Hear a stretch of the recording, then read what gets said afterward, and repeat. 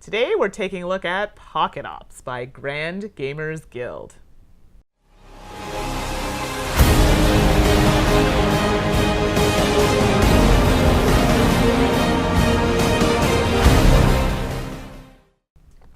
Hi everyone, and welcome to another episode with To Die For Games. I'm Mandy, the board gaming pinup girl. And I'm Tracy, the gaming maven. And I'm Stephane, the games teacher. So today we are taking a look at the game called Pocket Ops. Secretive spies. Maybe. Anyway. It's literally exactly as it sounds. Fits in, well, your pocket. So are you looking to see what everything looks like? Looking to see how we play the game? Click on the timestamp below. If you like what you see, leave us a comment, let us know how we're doing, and subscribe to the channel to be notified when we post new content. So we've got Pocket Ops all set up and ready to go, so let's get to it.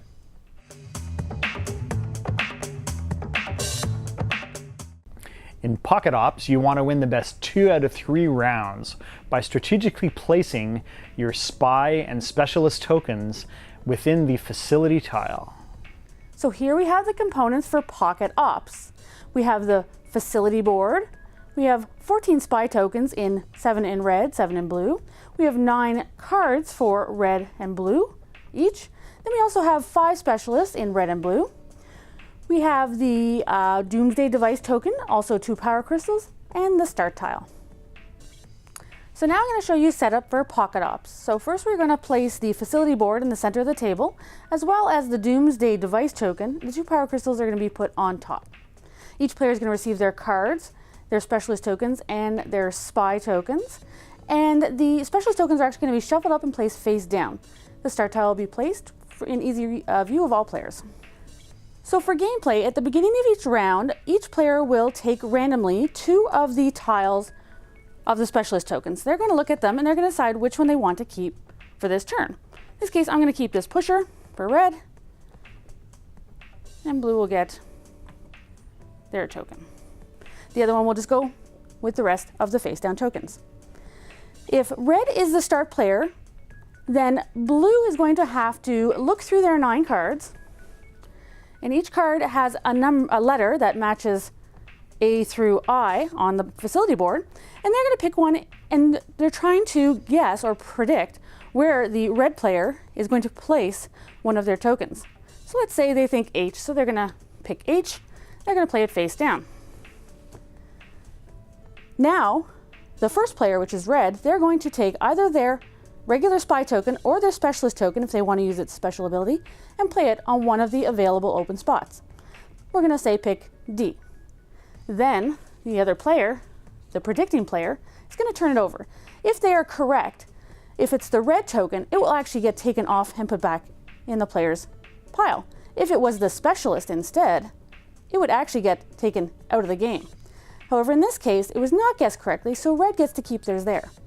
If it was the specialist would now get to activate their special ability. Then the blue player becomes the placing player, and the red player becomes the predicting player, until someone gets 3 in a row, just like in good old-fashioned tic-tac-toe. So if red is able to place their third, either orthogonally, vertically, horizontally, or in a diagonal, then they win the round. For each round, the starting player, so the first person to place one of their tokens out, will lose if it is a draw. So if blue and red both manage to put 3 on due to circumstances, or there is no way to place any more out for either person to win, then the starting player will actually lose that round. When they win the round, they will get one of the diamond tokens. And it's best 2 out of 3. So let's say blue in the second round won the second token. Whoever receives the Doomsday Device as their second win will win the game. So now we're ready to give our review of Pocket Ops. So guys, what do you think? Brings me back to the days when I used to play tic-tac-toe with my brother. Yeah, I enjoyed it as a variant of tic-tac-toe with some extra depth and a bit more strategizing. So Yeah, I too thought it was a cute little game, and that's exactly what it reminded me of was tic-tac-toe. So we'll start with, we're going to kind of skip over components here because it is a Kickstarter, so it really isn't fair for us to judge, but maybe let's start with theme. What did you guys we think got of a the prototype theme? copy. So Yeah, exactly. So theme, what do you guys think? A theme for me, it's really kind of cool how they bring in the deduction aspect to make it kind of a spy thing, right? So you're a spy trying to figure out who the other spy is and where they're going to go. So it's really, you'd think it would just be like a bland theme, but it's actually fairly, I find it accurate to what you're trying to do, trying to figure out what they're doing and trying to, gather the crystals before they do. The theme comes through in the actions you can take with the different specialist tiles as well. And yeah, it gives it kind of that spy covert feeling to it. So yeah, so and that's it. Like I know when we played this the first time, it literally looked like tic-tac-toe. There was nothing on the game or about the game, and then now we've seen it and like, oh my goodness, it has like that spy theme to it. So that definitely added to the kind of secret aspect, which I liked. So let's talk about the gameplay. Leads right into that. So what did you guys think about the gameplay? the gameplay was simple. Like I said, anyone who's played tic-tac-toe knows how do you win in tic-tac-toe? You have to get 3 in a row. And this is the same thing. Now, there is one trick with this, though. If you get a tie in this, the person who is the start player of that round loses. So you want to avoid a tie if you can, because that's not a good thing. You would just give that point, and you want to win 2 out of 3 rounds. So for me, the specialists are kind of cool because you're going to pick between the 2 that you get, and sometimes you can like push someone else off the board, or you can assassinate them, or you can do like depending on what comes out and how you can work them on the board. They actually add quite a bit of cool kind of take that mechanics. Yeah. So what I found about the gameplay, maybe this kind of lends itself into my opinion. This is the type of game I find that if you play with someone that knows you really well, your chances of winning are low. So people generally know I like to place in the middle. So, they're going to find ways to block me or, prevent me from playing in that spot. In that sense, it is very similar to, as we've been saying, like tic-tac-toe. So yeah, you don't want to be predictable. So it's a type of game I actually believe that when you play it with someone it can be difficult. I shouldn't play with Tracy because she was very good at guessing where I was going to play, and I very rarely guessed where she was going to play. It's true. Or it could just be that we're, just really bad at it. Maybe. Is there any other similar games? Oh my gosh, similar games. Obviously, there's a lot of games that have taken on like the old mechanics of classic games and kind of brought them to the forefront. Of course, I can't really think of any at the moment, but I definitely, it's taking old games that we grew up with and making them kind of new again, which I really like. In the sense that it's like tic-tac-toe, Quarto would be another one where it's, you have to get so many in a row. The old Connect 4, tic-tac-toe itself.